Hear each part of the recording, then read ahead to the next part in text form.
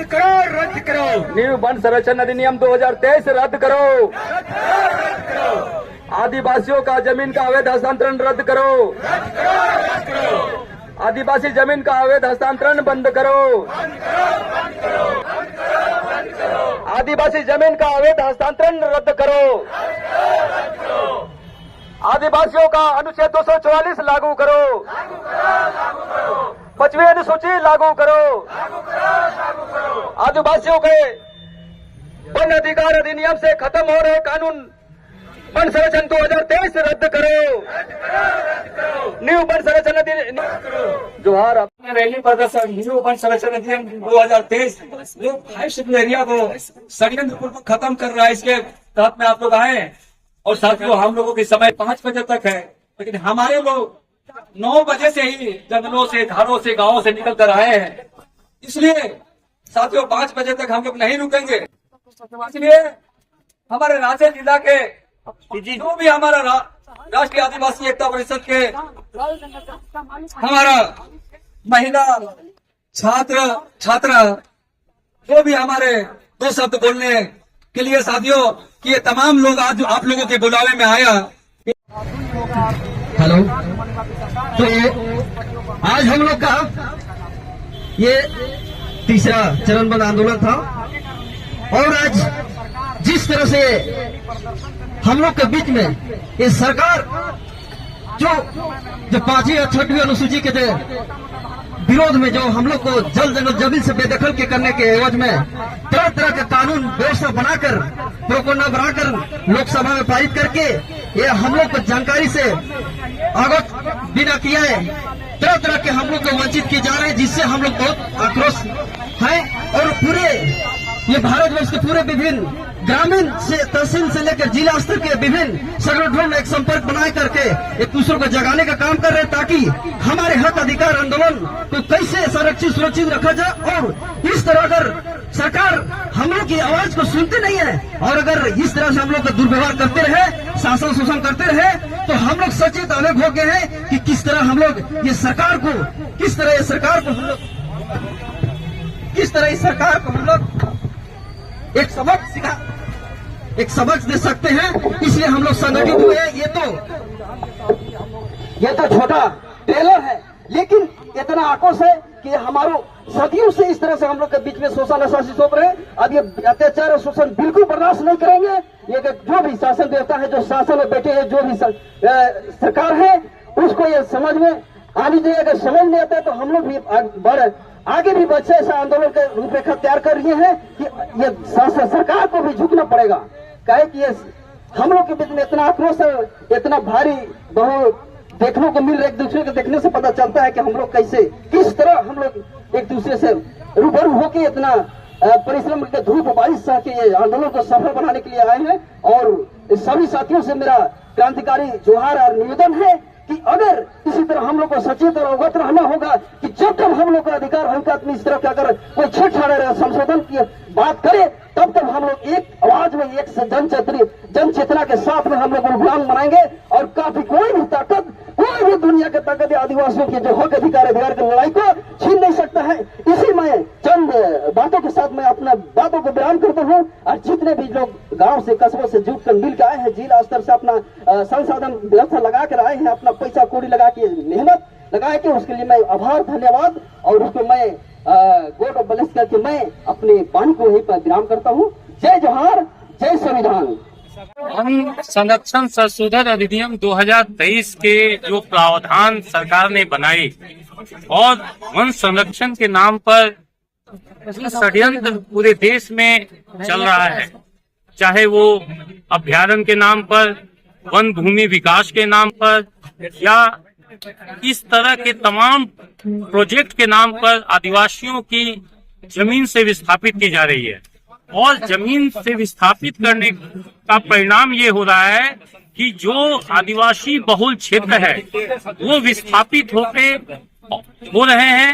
और जिसके तहत जो अनुसूची 5 और 6 का अधिकार आर्टिकल 244 में मूल निवासियों को प्रदत्त है, उसका उल्लंघन सरकार कर रही है और पिछले रास्ते से वो अधिकार मांगने वाला ही नहीं रहे, ऐसा षड्यंत्र इस संशोधन के माध्यम से लाया गया है।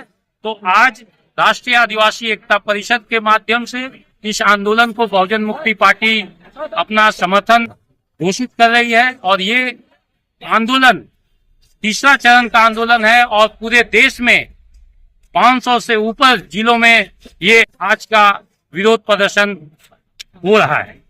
क्या ये लगातार आदिवासियों की जमीन को लेकर आंदोलन होता रहता है, लेकिन भी आदिवासियों की जमीन जो है वो लगातार लूटता चला जा रहा है, क्या है?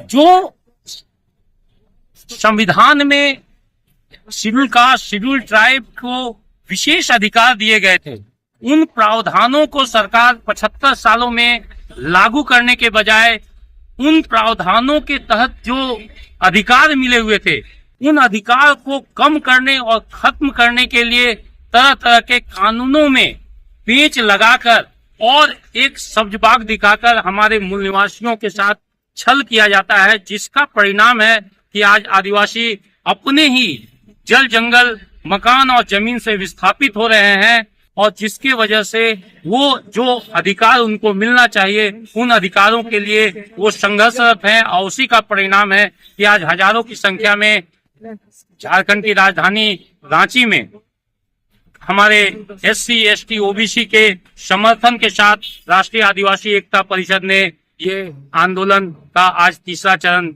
अपना संपन्न किया। आज का आंदोलन हमारे आदिवासी से 5वीं या 6वीं सचिव के अंदर हम लोग कराते हैं और ये लगातार सदियों से, पूर्वजों से ये नियम कानून के बारे लागू नहीं हो रहा है, जिसके एवज में भारी संख्या में गाँव, जिला, तहसील से हम लोग संपर्क बना के ये सबक सरकार को सिखाना है और हम लोग रूबरू होते हुए भी अगर ये कानून लागू नहीं करती है तो हम लोग आगे ऐसे ऐसे योजना बनाए हैं, ऐसे प्लान बनाए हैं कि सरकार को घुटने टेक देंगे और इसके लिए कुछ भी करना पड़े तो हम लोग मालिकाना लेकर रहेंगे। जिस तरह से पूर्वजों ने हमारे जल जगह जमीन की मालिक हक के लिए इतना लड़ाई बलिदान दी, आज उसका परिणाम, उसका लाभ हमारे आदमी को मिल नहीं रहा है, जिसके कारण हमारे भाइयों में बहुत आक्रोश है और वही एक विचार लेकर अपना मंसूबे के साथ में अपना संगठित होके इस तरह आंदोलन पूरे 32 राज्यों में 567 जिलों में एक साथ हो रही है। और अगर इतना करने के बावजूद भी सरकार हम लोग की बातों को, हम लोग जो बने हुए नियमों को लागू नहीं करती है तो हम लोग इस तरह से आंदोलन करने के लिए तत्पर हैं। क्या वजह क्या लगती है इस तरह से बार बार जो स्थिति उत्पन्न होती है, आदिवासियों को अपने जमीन बचाने के लिए बार बार आना पड़ता है रोड पर? बिल्कुल, ये कहीं न कहीं हमारे बीच साजिश चलते रहती है, जमीनों का हस्तांतरण प्रोपगंडा करके बड़ा बड़ा कंपनियों के माध्यम से, जिसकी वजह से हजारों एकड़ हमारे ये जमीन जो हस्तांतरित हो जाए, जिससे हम लोग का जो अस्तित्व है वो खतरे में है और इसी अस्तित्व और अस्मिता को बचाने के लिए हम लोग तत्पर है। आपका परिचय आपका? मेरा नाम हुआ दिनेश राव, राष्ट्रीय आदिवासी परिषद का अध्यक्ष है और निमान जी से। तो सर देखिए, अभी आजादी के 78 साल आप लोग विद्वान आदमी हैं और संविधान लागे हुए 75 साल गुजर गए। ये 75 साल संविधान के और आजादी के 78 साल बाद में भी जो देश चलाता है उसको संविधान इम्प्लीमेंट करना पड़ता है। लेकिन बड़ा दुख के साथ कहना पड़ रहा है आपके चैनल के माध्यम से, आपकी चैनल लाइव चल रही, पूरी दुनिया में देख रहे हैं, ये देश के 55 साल कांग्रेस शासन किया, जो ब्राह्मणों के 5.5 पार्टियां है, इन लोगों ने सबके सहयोग से 55 साल शासन कांग्रेस किया और अभी 26वां साल अभी ये इसका पूरा हो रहा है। तो अभी जो स्थिति है, 21वां साल पूरा हो रहा है, सॉरी 21वां साल पूरा हुआ आपका अटल बिहारी वाजपेयी से लेकर के, तो इतने साल में लोगों ने संविधान को इम्प्लीमेंट नहीं किया। संविधान में 5 शेड्यूल एरिया और अनुच्छेद 244 आप कोई भीख मांगने यहाँ या तो कोई गलत मनसा से लोगों को लेके यहाँ नहीं आया, क्योंकि संविधान में जो हमारा अधिकार है तो संविधान को इम्प्लीमेंट करने की जो जिम्मेवारी आपको है, आपने नहीं किया। इसलिए हमको हमारे दिलों में गुस्सा है, हमारे लोगों को रोष है। आज तो 2000 लोग 3000 लोग आए, आने वाले दिन में लाखों लोग आएंगे, आप झेल नहीं पाओगे। और इस देश वाले समय में इस रोष का क्या प्रभाव पड़ सकता है? देश में जो ब्राह्मण है, इस देश का मूल निवासी नहीं है, वो सत्ता शासन चला रहा है, वो चलाए, अच्छा से संविधान इम्प्लीमेंट करे तो 91% डीएनए के अनुसार मूल निवासी है, मैं नहीं बोल रहा हूँ, आर्कियोलॉजिस्ट विभाग ने क्लियर किया डीएनए रिपोर्ट में। तो 91% लोग हैं, 91% लोग जग गए। तो हमारे एक बच्चा अभी बोलने के दौरान बोल रहा था कि हमारे पूर्वज लोग मूसा भगाते थे, खेतों में परेशान करता था तो मूसा में क्या करते, फील्ड में भूसा भर के और आग लगा के धुआं देते थे और मूसा मर जाता था अंदर में। अगर ये लोग बदमाशी करेगा, 91% लोग जग जा रहा है, 3.5 लाख गांव में आज नेटवर्क है, 31 राज्य में है, 667 जिला में है संगठन। ये संगठन 89 विंग हमारा है, राष्ट्रीय आदिवासी एकता परिषद का आंदोलन था। तो आने वाला दिन में जग जाएगा, फिर आपका क्या स्थिति होगा, क्या रूप ले सकता है, क्या लगता है? आंदोलन हो जाएगा। तो हम लोग संविधान को इम्प्लीमेंट करने वाले हैं, संविधान को मानने वाले लोग, हम लोग शक्ति निर्माण करेंगे। तो जैसा हमको आज मार रहा है नक्सलवाद के नाम पे, टेररिज्म के नाम पर, जाति के नाम पे, धर्म के नाम पे, जैसे गौ के नाम पे अन्य लोगों को मार रहा है, स्टेशन से मार दो, हम लोग नहीं मारने वाले लोग, हम लोग संविधान को मानने वाले लोग, उसको भी 3.5% हिस्सा देंगे हम लोग। और देश में जो 97% लोग है, दुखी है, पीड़ित है, लाचार है, उसको संविधान को इम्प्लीमेंट करेंगे और देश का व्यवस्था को चलाने लायक होएगा हमारे लोग। जब 91% तक इजाजत दी जाए, ये परिवर्तन आएगा सर। इतना ही बोलकर आप लोगों को दिखा रहे हैं, इसके लिए आप तमाम चैनल के लोगों को बहुत बहुत धन्यवाद, आभार करते हैं। जिन लोगों तक हमारी न्यूज जा रहे हैं तो इससे जगने की मुझे उम्मीद है। बहुत बहुत धन्यवाद।